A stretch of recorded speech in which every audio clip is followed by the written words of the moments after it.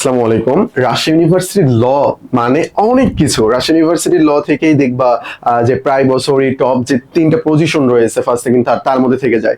রাজশাহী ইউনিভার্সিটির ল, তারপরে চট্টগ্রাম বিশ্ববিদ্যালয়ের ল, জাহাঙ্গীরনগর ল, ঢাকা ইউনিভার্সিটির ল, এই সবগুলো ল অনেক অনেক বেশি বিখ্যাত। অ্যান্ড যারা মেইনলি বিভাগ পরিবর্তন করে এবং আর্টস স্টুডেন্ট যারা রয়েছে তাদের প্রথম ড্রিমটাই থাকে ল অথবা ইকোনমিক্স, এই দুইটা থাকে। আমি আশা করি তোমার সাথে মিলে গিয়েছে। যেহেতু তুমি ভিডিওটা ওপেন করেছো তার মানে তোমারও ড্রিম এরকম ল অর ইকোনমিক্স। তো আজকে আমরা দেখবো যে ল পাওয়ার জন্য এখানে কি কন্ডিশন রয়েছে এবং ল সম্পর্কিত আমরা একটু আলোচনা করবো আর কি, কোন ইউনিটে রয়েছে, কি পাইতে হবে এটার জন্য। ওকে, তো দেখো রাজশাহী ইউনিভার্সিটির এ কিন্তু সায়েন্স না, রাজশাহী ইউনিভার্সিটির এ হইলো আর্টস, অর্থাৎ এটা মানবিকের জন্য। মানবিকের মধ্যে সেকশন করা রয়েছে, তার মধ্যে আইন অনুষদ যে সেকশনটা রয়েছে এই সেকশনের মধ্যে রয়েছে আইন ও ভূমি প্রশাসন বিভাগ, দুইটা রয়েছে এখানে, যেটাকে ল্যান্ড ল বলা হয় অনেক সময়। ল্যান্ড ল আর ল এই দুইটা রয়েছে এখানে, এই দুইটা রয়েছে এখানে, দুইটা সাবজেক্ট, আইন রিলেটেড দুইটা সাবজেক্ট, বাকিগুলোতে নরমালি একটা করে রয়েছে। ওকে, যদি আমরা কোশ্চেনটা দেখি, তো ল পাওয়ার জন্য তোমাকে কোন ইউনিটে পরীক্ষা দিতে হবে? তোমাকে এই ইউনিটে পরীক্ষা দিতে হবে। কি কি থাকবে এখানে? বাংলা, ইংরেজি, সাধারণ জ্ঞান। যদি এখানে সাধারণ জ্ঞান বলেছে, সাধারণ জ্ঞান মানে এই না যে জিকে ভূগোল পড়লে তোমার জন্য হয়ে যাবে। এখানে ম্যাথ আইকিউ থেকে কোশ্চেন করা হয়, অ্যানালজি থেকেও কোশ্চেন করা হয়, 3 থেকে 4টার মধ্যে এরকম উল্টাপাল্টা কোশ্চেন এখানে করে। প্রশ্ন সংখ্যা কত এখানে? 28 28 24, টোটাল হলো 80। মার্ক কত করে এখানে? তোমার মার্ক রয়েছে 28-এর জন্য 35, 28-এর জন্য 35, 24-এর জন্য 30, টোটাল হইলো 100 নম্বর। এবং পরীক্ষায় প্রতিটি ভুল উত্তরের জন্য কত টাকা কাটা হবে? 0.25। কত কাটা হবে? 0.25। অর্থাৎ যদি তোমার 4টা ভুল যায় তাহলে 1 মার্ক কেটে নেবে, 1 মার্ক টোটাল থেকে কি করা হবে? কেটে নেওয়া হবে। বুঝতে পেরেছো? ওকে, ইংরেজি আইন ও ভূমি প্রশাসন, এইটা একটা স্ক্রিনশট দিয়ে নাও। এটা অনেক অনেক ঘাপলা একটা তারা ঝামেলা করে রাখছে এখানে। তো চলো আমরা দেখি।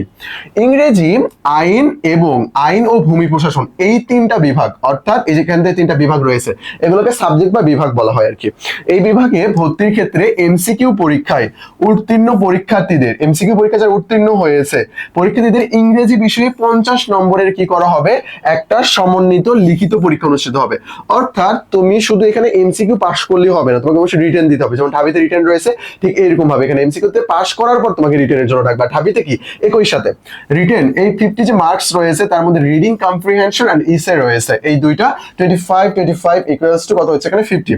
ইংরেজি বিভাগের জন্য উক্ত এমসিকিউ পরীক্ষায় উত্তীর্ণ পরীক্ষার্থীদের মধ্যে থেকে ইংরেজি অংশে প্রাপ্ত সর্বোচ্চ নম্বরের উপর ভিত্তি করে, ধরো যতজন পাস করছে এখানে, যাদের ইংরেজি মার্কটা বেশি, ইংরেজি মার্কটা কি বেশি, তাদের উপর ভিত্তি করে। দেখো কি বলছে এখানে? ইংরেজি অংশে প্রাপ্ত, অর্থাৎ তুমি ইংরেজি এমসিকিউ তে কত মার্ক পাইছো। দেখো তুমি যদি ইংরেজি এমসিকিউ তে ভালো মার্কই না পাও তাহলে ইউনিভার্সিটি তোমাকে কেন ইংলিশ সাবজেক্টটা দিবে বলো? তুমি তো পারবা না ওখানে।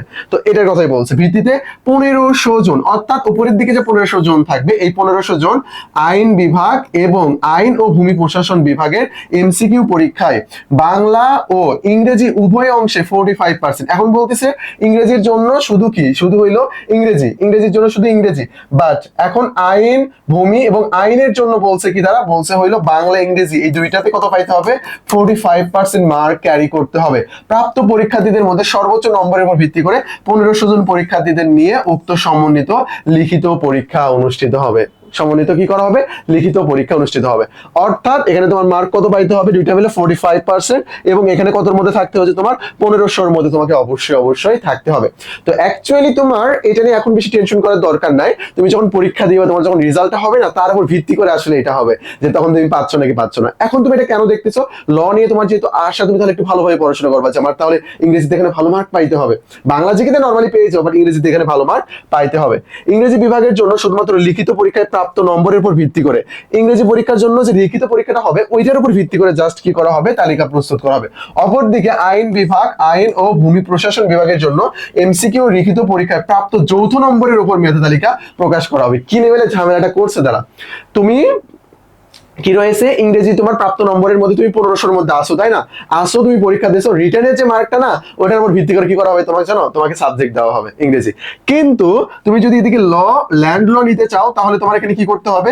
তোমার এখানে যে রিটেনটা রয়েছে এইটা প্লাস এমসিকিউ দুইটা মিলে কি করা হবে? চূড়ান্ত মেরিট প্রকাশ করা হবে। এই হলো এখানকার কাহিনী। আশা করি তুমি বিষয়টা বুঝতে পেরেছো। প্রত্যেকটা ইউনিভার্সিটি, শুধু কিন্তু রাবি না, প্রত্যেকটা ইউনিভার্সিটির ল নিয়ে এরকম করে কন্ডিশন রয়েছে। ল এত বড় একটা সাবজেক্ট তুমি পড়বা, তুমি কন্ডিশন ফিল আপ করে যাবা না, এটা তো হইতে পারে না, তাই না? ওকে, আমাদের চবি রাবি তারপরে ফাউন্ডেশন কোর্স বর্তমানে চলমান রয়েছে, এন্ড আমাদের নতুন করে কোর্স শুরু হবে 8 আগস্ট থেকে। তোমরা যারা এখনো ভর্তি হও নাই, কোথাও দ্রুত ভর্তি হয়ে যাও, একেবারে নতুন করে একেবারে বেসিক থেকে ফাউন্ডেশন থেকে সবকিছু পড়ানো হবে।